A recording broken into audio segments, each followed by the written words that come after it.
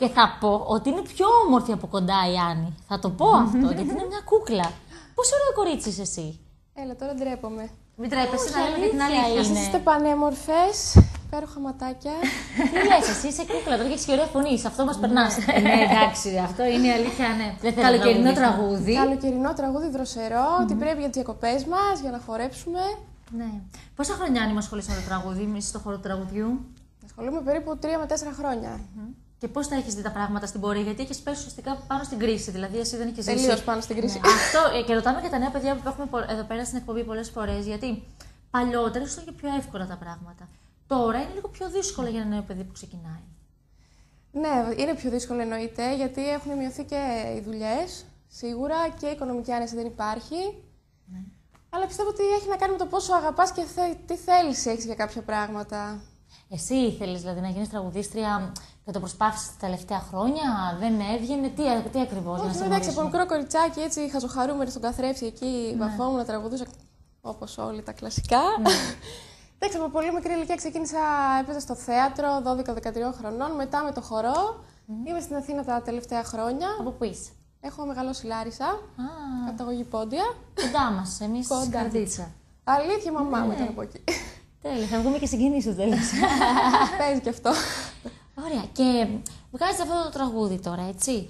Είναι καλοκαιρινό τραγούδι. Και εσύ έχεις προσπαθήσει, δηλαδή έχεις μπει σε κάποιο παιχνίδι, σε κάποιο reality, έχεις προσπαθήσει κάπως έτσι να γίνεις γνωστή ποτέ ή όχι? Η αλήθεια είναι στο παρελθόν, ναι, το έχω κάνει. Πού έχεις πάει? Στο Voice είχα δηλώσει συμμετοχή. Για Σε πες είχαμε μου. δει Στο 2. στην τηλεόραση. Ναι, το είχε δείξει. Ναι. Αλλά εντάξει, δεν ήταν καλή στιγμή για μένα, δεν φταίει κανείς. Δεν είχες Θεωρώ περάσει. λάθος επιλογή ήταν του κομματιού. Εντάξει, κάποια πράγματα δεν μου φταίει κανείς, με τον εαυτός μας φταίει πάντα. Είχες περάσει δηλαδή και δεν σε επιλέξανε. Ναι, είχα περάσει καρέκλες, είχα Και φτάσει. πώς δεν θυμόμαστε εμείς τώρα αυτό? Τώρα που το λες, νομίζω ότι επειδή είπες λάθος επιλογή τραγουδιού, σου είχαν πει και οι κριτές Ναι. ότι ίσως θα έπρεπε να επιλέξεις κάποιο άλλο τραγούδι, γιατί κάπως έτσι συνειρμικά μου έρχεται στο μυαλό ένας τέτοιος διάλογος. Ναι, θεωρώ και εγώ ότι έπρεπε να επιλεχθώ και κάτι άλλο. Εντάξει, και τελικά μου βγήκε σε καλό, διότι γνώρισα κάποιους ανθρώπους, έτσι έγινε το κομμάτι. Τελικά πιστεύεις ότι τα reality βοηθούν τα νέα παιδιά? Και το λέω αυτό γιατί τις τελευταίες ημέρες έχει γίνει και ένας κύκλος συζητήσεων, γιατί καταξιωμένοι τραγουδιστές λένε ότι τα reality είναι καροπολία ψυχών. Υπάρχουν κάποιοι χαρακτηρισμοί. Από την Δήμητρα Γαλάνη, από τον Βασίλη Κωνσταντίνου. Εντάξει, εγώ θεωρώ, γι' αυτό και πήγα, ότι κάνει καλό. Δηλαδή η προβολή που σου δίνεται από εκεί είναι πολύ δύσκολο να την αποκτήσεις. Το θέμα είναι πώς θα το χειριστείς εσύ, πώς θα το εκμεταλλευτείς και πρέπει να γνωρίζεις ότι είναι παιχνίδι. Δηλαδή αυτό είναι που ξεχνάμε όλοι, θα βάλω και τον εαυτό μου μέσα. Είναι παιχνίδι. Θα πήγαινες ξανά, τώρα είμαι σε X Factor, όπως υπάρχει τώρα το X Factor και γίνεσαι γνωστός πολύ σύντομα. Θεωρώ ότι θα πήγαινα, γιατί στο Voice πήγα για να μου δοθεί ευκαιρία να κάνω κάτι δισκογραφικά. Από τη στιγμή που τώρα μου δόθηκε με την Up to You και τη Spicy, εντάξει, νομίζω ότι ένα κομμάτι από το όνειρό μου έχει πραγματοποιηθεί. Και πώς προς ανοίγουν οι αυτό. πόρτες?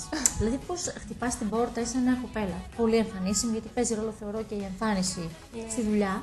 Παρόλο που κάποιοι λένε ότι εγώ δεν κοιτάω την εμφάνιση. Αντικειμενικά η εμφάνιση παίζει ρόλο. Χτυπάς ένα πρωί μια πόρτα και λες: πάρτε με καλή, δοκιμάστε με. Τι λες ένα νέο παιδί που θέλει να μπει σε μια δισκογραφική? Θα το κυνηγήσει. Ας και εγώ, επειδή δεν είχα την πρόσβαση και τις γνωριμίες, ακόμα και μέσω Facebook. Έστελνα σε συνθέτες, εταιρείες, μέσω των μαγαζιών που έχω δουλέψει. Εντάξει, σιγά σιγά γνωρίζεις. Σε απορρίπτανε, δηλαδή όταν έστειλε στο Facebook και ίσως δεν σου απαντούσανε, ίσως απαντούσανε και εκεί τι ένιωθες, γιατί είναι δύσκολο αυτό το συναίσθημα τώρα. Ναι. Εντάξει, όχι, δεν το έχω νιώσει έτσι. Η αλήθεια είναι πολύ ευγενική όλοι. Μου έχουν απαντήσει, δεν έχω νιώσει. Απλά εντάξει, σίγουρα δεν γίνεται με την πρώτη φορά. Πρέπει να χτυπήσει πολλές πόρτες. Κάτσε, θα σου φτιάξω και τα μαλάκια γιατί έχουν πέσει πάνω στα μικρά. Τα κουνάω πολύ εγώ γι' αυτό. Δεν πειράζει. Η εμφάνιση πιστεύεις ότι τελικά παίζει ρόλο? Δηλαδή, θα σου ανοίξει μια πόρτα σαφέστατα. Πρέπει όμως και σαν μια ωραία κοπέλα όπως εσύ να κάνεις υπερπροσπάθεια για να αποδείξεις ότι δεν είμαι μόνο όμορφη, αλλά έχω και μια καλή φωνή. Ακούστε με. Εννοείται. Γι' αυτό είχα πάει και στο Voice. Γιατί λέω δεν θέλω να με δει κανείς. Είχα κουραστεί να μου λένε είσαι όμορφη κοπέλα. Ναι, δεν είμαι μόνο αυτό. Πάντα αυτό ήταν. Σίγουρα σου ανοίγει την πόρτα. Σίγουρα. Πολύ πιο εύκολα. Αλλά αν πίσω από αυτό δεν υπάρχει κάποιο υπόβαθρο, δεν υπάρχει ουσία, νομίζω ότι είναι μια φούσκα που απλά θα σκάσει. Δεν θα πάει κάπου. Έχεις αποφασίσει ότι θες επαγγελματικά να ζεις από αυτό? Ναι. Έχω αφήσει πανεπιστήμιο γι' αυτό. Για τόσο πες. πολύ. Άφησες πανεπιστήμιο, Ναι. Τι σχολή? Είχα περάσει το χαροκόπιο. οικιακή οικονομιακή. Και δεν πήγες ποτέ? Πήγα. Αλλά Απλά ακόμα δεν το έχω τελειώσει. τώρα που το σκέφτεσαι, λες έκανα καλά ή θα έπρεπε να το είχα τελειώσει? Σίγουρα, άμα το είχα τελειώσει και δεν κυνηγούσα το όνειρό μου, δεν θα ήμουν καθόλου καλά μέσα μου. Ενώ τουλάχιστον τώρα ακόμα και να μην πάει όπως ήθελα, ξέρω ότι αυτό έχω προσπαθήσει μέχρι ένα σημείο. Και δεν μου αρέσει να έχω αποθυμένα, δεν καθόλου. καλό είναι αυτό, γιατί μιλάμε για μια εποχή που η πίτα έχει περιοριστεί κιόλας. Δηλαδή Πάρα δεν πολύ. είναι όπως ήταν παλιά.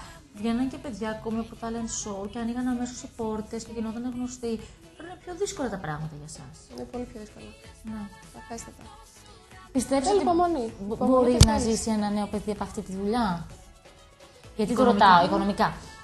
Ναι, μεν το κάνεις, το αγαπάς, αλλά μπορεί να ζήσει, δηλαδή να ζήσει μόνο του, να τα βγάλει εδώ. Δεν ξέρω αν οι γονείς σου ζουν στη Λάρισα, αλλά έχεις αποφασίσει να ζήσεις στην Αθήνα, να δουλέψεις βράδυ, στα μαγαζιά. Μπορείς να ζήσεις οικονομικά από αυτό μόνο? Εντάξει, υπάρχουν περίοδοι που αυτή η δουλειά πάει πολύ καλά και έχει μεγάλη άνεση. Και υπάρχουν και περίοδοι που πραγματικά δυσκολεύεσαι ή μπορεί να χρειαστεί να κάνει και κάτι άλλο. Δεν το θεωρώ κακό. Όχι, ναι. Καθόλου. Απλά μετά ίσως μπορείς να κάνεις και κάτι που είναι σχετικό με τη μουσική. Αν έχεις κάνει κάποιες σπουδές πάνω στη φωνή σου, σε κάποιο όργανο, μπορείς να ασχοληθείς με αυτό, με την διδασκαλία ή κάτι άλλο. Με ποιους έχεις συνεργαστεί γνωστούς καλλιτέχνες? Ανέφερες πριν κάποια ονόματα. Ναι, δούλεψα πρώτη φορά με τον Γιώργο τον Μαζονάκη. Ήταν τεράστιο σχολείο για μένα, εντάξει, στα βαθιά κατευθείαν. Ήταν πολύ όμορφα. Απαιτητικός ήτανε? Ήταν απαιτητικός? Σίγουρα ήταν απαιτητικός, γιατί έτσι πρέπει. Δηλαδή για το επίπεδο που είναι. Αλλά όχι, ήταν πολύ ευγενικός, πολύ γλυκός απέναντί μας. Ήταν υπέροχη συνεργασία. Δηλαδή πρώτη και από τις πιο αγαπημένες μου. Με τον Παντελή Παντελίδη έχω κάνει συναυλίες. Ένα ολόκληρο καλοκαίρι. Με τον Γιώργο Γιαννιά έχω δουλέψει. Στέλλα Καλή. Είναι σημαντικό οι καλλιτέχνες οι οποίοι. Είναι σημαντικό. Όλοι. Ναι. Αρκετοί. Αρκετοί τώρα που το λες. Και είναι και σημαντικό επίσης οι καλλιτέχνες οι οποίοι έχουν εμπειρία να βοηθούν τα νέα παιδιά. Το βλέπεις αυτό ότι υπάρχει έτσι μια αλληλοβοήθεια στο χώρο σας? Ή δεν υπάρχει, γιατί πλέον υπάρχουν πολύ λίγες θέσεις, πολλοί άνθρωποι που θέλουν να εισχωρήσουν στο συγκεκριμένο χώρο, οπότε δεν απλώνει εύκολο άλλο το χέρι να σε βοηθήσει, ή το απλώνει τελικά? Εντάξει, θεωρώ το απλώνει. Δηλαδή, πραγματικά εγώ όταν ήρθα Αθήνα δεν ήξερα κανέναν. Βρήκα ένα μαέστρο, μου λέει θα κάνουμε οντισιόν, έρχεσαι? Μαζονάκι, λέω, οκ, θα έρθω. Ιδέα δεν είχα ότι μπορεί και έτυχε, έκατσε. Νομίζω ότι βοηθάει ο κόσμος. Και πλέον βοηθάνε και τραγουδιστές και συνάδελφοι μεταξύ μας. Είσαι όμως νέα και όμορφη κοπέλα και δεν ξέρω αν υπάρχει ανταγωνισμός, γιατί ανάμεσα στις γυναίκες υπάρχει ανταγωνισμός. Εντάξει, υπάρχει, αλλά εγώ προσπαθώ συνήθως να μην το προκαλώ αυτό. Θέλω να είμαι πάντα χαμηλών τόνων, να βγάζω μια θετική άβρα προς τις γυναίκες. Και γενικά θεωρώ ότι ο καθένας στον χώρο έχει την ευκαιρία του. Δεν είναι κάποιος που θα του την αρπάξει ή που θα του κλείσει τον δρόμο. Ο μόνος εχθρός είναι αυτός σου. Αν εσύ πεις ότι δεν μπορώ να το κάνω ή ασχολείσαι με τους άλλους, δικό σου το πρόβλημα. Δεν θεωρώ ότι φταίει κάποιος άλλος. Σωστό είναι. Πολύ σημαντικό αυτό. Πάρα πολύ σημαντικό. Και θεωρώ οι γονείς σου πώς σου πήραν όλα αυτή την αποφασή σου να αφήσεις τη σχολή, να ασχοληθείς αποκλειστικά και επαγγελματικά με το τραγούδι? Γιατί όλοι οι γονείς, ναι, μεν θέλουν το παιδί τους να κάνει το όνειρο στην πραγματικότητα, αλλά φοβούνται κιόλας γιατί σου λέει θα έρθει στην Αθήνα. Στη μέση του πουθενά. Δεν ξέρει κανέναν το παιδί μας. Τι θα μπλέξεις σε αυτό το χώρο? Ναι, δεν υπάρχει αυτή η νοοτροπία για το χώρο. Όχι, εντάξει, εμείς ήμασταν γενικά με τους γονείς μου, επειδή τους έχω χάσει. Μέσα σε 3,5 χρόνια και τους δύο, είναι πολύ πρόσφατο. Με στήριζαν πάντα. Ο πατέρας μου ειδικά ήταν full καλλιτεχνικός τύπος, με θέατρο, με μουσική και τέτοια. Οπότε, ακόμα και με το πανεπιστήμιο που δεν ήθελα να το αφήσω, μου λέει ότι σου έχω απόλυτη εμπιστοσύνη, ότι μπορείς να χειριστείς σωστά κάποια πράγματα. Η Μανούλα, βέβαια, ήταν η κλασική Μανούλα, το παιδί μου που τα κάνει όλα τέλεια. Ενώ ο μπαμπάς ήταν αντικειμενικός, σκληρός όταν έπρεπε. Κάτσε τώρα, γιατί αυτό που είπες δεν ήταν απλό. Ναι. Έχουν φύγει και οι δύο γονείς σου. Ναι. Πριν πόσα χρόνια? Η μαμά μου συγκεκριμένα πριν 4 μήνες. Πριν 4 μήνες. Ο μπαμπάς μου πριν 3,5 χρόνια και έχω χάσει και το μεγάλο μου αδερφό πριν 9. Ναι. Και είμαι εγώ και άλλος ένας αδερφός τώρα έχουμε μείνει. Περίμενε. Από ασθένεια, από... Η μαμά μου, ναι. Από καρκίνο. Ήταν στο τελευταίο στάδιο, δεν είχε φανεί κάτι. Ο μπαμπάς μου από λίμωξη. Μικρή βέβαια. Η μαμά μου 62, ο μπαμπάς 59. Ο αδερφός μου 30. Και ο αδελφός σου? Από τροχαίο. Από τροχαίο, Κλασικά, νέα παιδιά δεν προσέχουν. Πώς το διαχειρίζεσαι όλο αυτό, δηλαδή, γιατί είσαι και νέα κοπέλα και είναι η οικογένειά σου. Πώς βρίσκεις τις ισορροπίες σου? Ότι αυτό μου το μάθανε οι γονείς μου πριν φύγουν. Δηλαδή, στην απώλεια του αδερφού μου, Δεν σκύψαν το κεφάλι, δεν είπαν η ζωή τελείωσε. Ο πατέρας μου είπε: έχω άλλα 2 παιδιά, έχω μια γυναίκα. Ήταν δυναμική μπροστά μου, δεν έχει κλάψει πέρα από μία φορά που τον έχω δει. Ενώ έχασε μου παιδί. έχει μιλήσει και σκληρά για να μπορέσω να συνεχίσω. Και έτσι ήξερα όταν έφυγε εκείνος και στη συνέχεια όταν έφυγε και η μαμά μου, ήξερα πώς θέλω να το αντιμετωπίσω. Και ήξερα ότι αν με βλέπουν από κάπου θα είναι πολύ περήφανοι που δεν τα παράτησα, που προσπαθώ. Και το κάνω και για εκείνους. Και για τον πατέρα μου, γιατί ήταν και εκείνος είχε όνειρο να κάνει κάτι καλλιτεχνικά. Οπότε νιώθω ότι τον εξαργυρώνω. Ξέρεις πώς ήθελαν εκείνοι να αντιμετωπίσεις εσύ την όλη κατάσταση. Ναι. Βασικά υπάρχουν 2 επιλογές. Ή απλά θα είσαι μες στη μιζέρια και θα περιμένεις μέρα που θα πεθάνεις κι εσύ, ή τουλάχιστον μέχρι τη μέρα που θα πεθάνεις θα πρέπει να αφήσεις κάτι πίσω σου ή τουλάχιστον να έχεις όμορφες αναμνήσεις. Έτσι το διαχειρίζεται και ο αδελφός σου? Ναι, ο αδελφός μου είναι μεγαλύτερος, είναι 39 χρονών τώρα. Ναι, αλλά το διαχειρίζεται με τον ίδιο τρόπο? Ναι, μπορώ να σου πω είναι και πιο σκληρός από μένα. Εμένα μου κάνει εντύπωση γιατί. Έγινε το τελευταίο πριν από 4 μήνες, είπες. Και βλέπω μπροστά μας, βλέπουμε μια κοπέλα που βγάζει ενέργεια, βγάζει αισιοδοξία, βγάζει στιγμή. Πώς γίνεται αυτό? Αυτό είναι καλή ερώτηση, ούτε εγώ ήξερα πώς γίνεται. Πραγματικά νόμιζα ότι ήξερα ότι θα φύγει η μαμά μου, το ήξερα και απορώ και εγώ πέρα γιατί δύναμη της λέω ψέματα, ότι δεν έχεις κάτι. Δεν ξέρω πού υπάρχει αυτή η δύναμη. Έχουμε πολύ δύναμη μέσα μας, πραγματικά. Δεν υπάρχει κάτι που δεν μπορούμε να ξεπεράσουμε. Απλά πρέπει να αντισταθμίσεις τη ζωή και να λες υπάρχουν και όμορφα πράγματα. Έχω τους φίλους μου, έχω τον σύντροφό μου, τα παιδιά μου, αργότερα το οτιδήποτε σε κάνει να νιώσεις καλά. Η μουσική με βοηθάει πάρα πολύ. Αυτό το διαχειρίστηκες όλο μόνος σου, δηλαδή το δουλεύεις στο μυαλό σου μόνος σου, ή ζήτησες και τη βοήθεια κάποιου ειδικού? Γιατί κάποιοι άνθρωποι είναι δυνατοί, μπορούν μόνοι τους να το διαχειριστούν και να τα βάλουν τα πράγματα σε μια σκέψη. Κάποιοι άλλοι αδυνατούν, δεν μπορούν. Όχι, σαφέστατα ζήτησα βοήθεια. Με όλους και με τους 3. Πιο πολύ με τον αδερφό μου.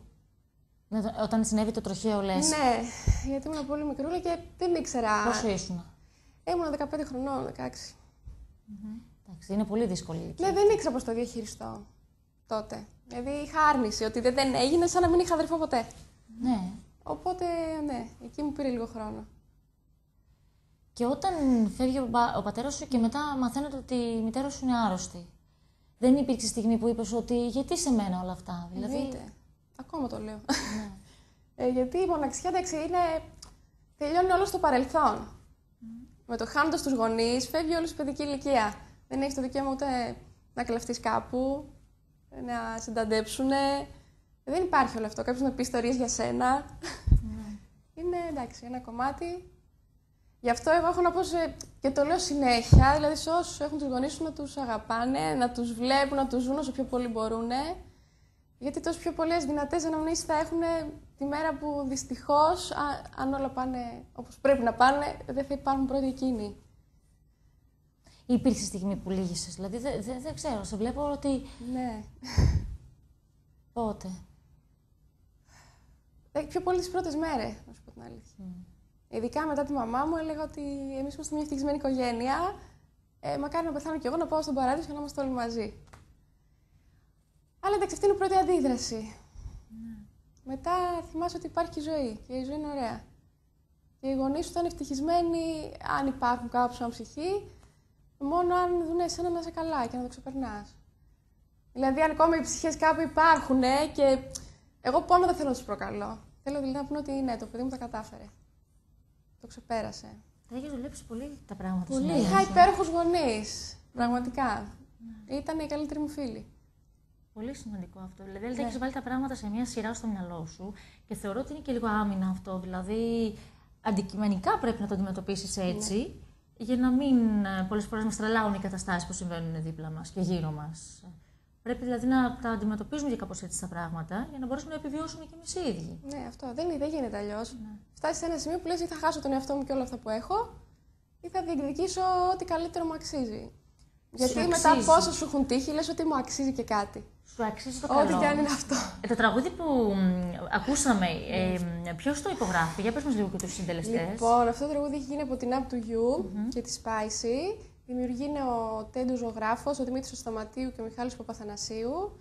Η επιμέλεια του κλιπ έχει η Μάινους του Production και ο Μανώλης Καλίτσης. Είναι μια υπέροχη ομάδα. Θέλω να πω ότι χωρίς την ομάδα αυτή δεν θα μπορούσα να κάνω τίποτα. Και θεωρώ ότι κανένας καλλιτέχνης δεν θα μπορούσε να κάνει κάτι μόνος του. Έτσι είναι, γιατί χωρίς την ομάδα. είναι πολύ σημαντικό πράγμα η ομάδα και να σε στηρίζει και να έχεις ανθρώπους δίπλα σου που να σε βοηθάνε και να πιστεύουν σε σένα. Γιατί πιστεύω ότι για να δείξεις και τις ικανότητές σου θα πρέπει κάποιος να σου δώσει και την ευκαιρία να τις δείξεις. Σαφέστατα. Οπότε είναι πολύ σημαντικό ο άνθρωπος που σου δίνει την ευκαιρία. Ίσως το πιο σημαντικό πράγμα. Ασχολούμαστε με αυτό το χώρο, σίγουρα είμαστε πολύ ανασφαλείς. Ναι. Και θέλουμε κάποιος να πιστέψει σε εμάς, να νιώσουμε αποδοχή. Α, τρελές, εντάξει. Εσύ, τόσο κούκλα. Αυτό και τόσο Δηλαδή, έχεις τι περάσει. πιστεύεις ότι έχεις άσχημο πάνω σου, συγγνώμη. Όχι, είχα τρελές, ειδικά παλιότερα. Δηλαδή, τι δεν σου Γιατί άρεσε. όλοι εστιάζουν σε αυτό, είναι σε ωραία κοπέλα. Άρα δεν είσαι τίποτα άλλο. Άρα, Στο χέρι σου να αποδείξεις. Συμφωνώ, ναι. και στεκόταν στην εικόνα σου οι Πόδρα περισσότεροι. εκεί. Εντάξει, βέβαια. Έτσι είναι στο χώρο αυτό. Το πακέτο όλο μετράει. Δεν μπορώ να πω ότι δεν μου αρέσει να μου λένε είσαι όμορφη, να μην πω και ψέματα. Αλλά δεν είσαι μόνο αυτό. Αλλά εντάξει, σήμερα έχω ανασφάλεια. Όλοι θέλουν να ακούσουν ότι είμαστε καλοί, ότι κάτι κάναμε σωστά, ότι μπορούμε να κάνουμε πράγματα. Και γι' αυτό χαίρομαι που έχω τέτοια ομάδα, γιατί πιστεύει σε μένα, με στηρίζει πάρα πολύ. Σύντροφο έχεις, αν θες μου λες. Ναι, είμαι πολύ καλά. Είμαι πάρα Το πολύ είπα καλά. προηγουμένως, αν έχεις τους φίλους του, τον σύντροφό σου, σε βοηθάει. Και σε βοήθησε, θεωρώ, και στην όλη ιστορία με την οικογένειά σου και με τον Απίστευτα. χαμό των γονιών. Περισσότερο από τον καθένα. Άρα είναι σημαντική πολύ η επιλογή του συντρόφου. Σίγουρα, γιατί στην ουσία τον σύντροφο τον επιλέγεις για να συνεχίσεις την οικογένεια. Να κάνεις μια δική σου οικογένεια. Οπότε στα δύσκολα θεωρείς ότι δοκιμάστηκε τη δική σας σχέση, γιατί το να αντιμετωπίσεις αυτές τις καταστάσεις αφέσατε και ότι ο χαρακτήρας σου δεν μένει ο ίδιος, αλλοιώνεται. Θεωρώ ότι μπορεί να είναι και το πιο σημαντικό πράγμα για τη σχέση αυτό. Άννη μου, σε ευχαριστούμε πάρα πολύ. Και εγώ ευχαριστώ. Πραγματικά πάρα μας πολύ. έδωσε ένα μάθημα τώρα ζωή σήμερα. Πολλά, όχι ένα μόνο. Πολλά. Εγώ θα πω την αλήθεια, δεν ήξερα την ιστορία σου έτσι. Και η αλήθεια είναι πως έχω ένα κόμπο τώρα εγώ εδώ. Όχι, δεν χρειάζεται. Εγώ πάλι δεν έχω, γιατί ξέρεις τι κατάλαβα. Να σου πω, Ακούστε, να σου πω, φίλε, Είναι ωραία, ό,τι και αν γίνεται. θα σου πω γιατί έχω κόμπο, γιατί σκεφτόμουν αυτά που έλεγες, με τι ασχολούμαστε οι άνθρωποι και με τι στεναχωριόμαστε. στον κόπο. Αυτό, με αυτή την έννοια το λέω, ότι έχεις έναν άνθρωπο μπροστά σου που έχει περάσει τόσα και που χαμογελάει. Και εσύ μπορεί Αυτό είναι το όπλο. να χάνεις το χαμόγελο για... Ό,τι δεν σε σκοτώνει, λέει, σε κάνει πιο δυνατό. Έτσι θα κλείσουμε Αυτό. λοιπόν. Ό,τι θα σε σκοτώνει σε κάνει πιο δυνατό. Να σε ευχαριστήσουμε πάρα πολύ. Εγώ που ευχαριστώ ήσουν, πάρα πολύ. Το πρώτο τραγούδι είναι. Είναι το πρώτο και να πω και να ευχαριστώ σε όλο τον κόσμο που το έχει αγαπήσει και μας στέλνει πολύ ωραία μηνύματα. Ναι. Ευχαριστώ πάρα πολύ για τη φιλοξενία. Και εμείς Εμείς ευχαριστούμε που πολύ. είναι κοντά μας. Πάρα πολύ σας ευχαριστούμε. Ό,τι δεν σε σκοτώνει σε κάνει πιο δυνατό λοιπόν. Και δεν θα πω πολλά κι εγώ τώρα. Ούτε Θα κι πω εγώ. να προσέχετε τον εαυτό σας και καλό βράδυ.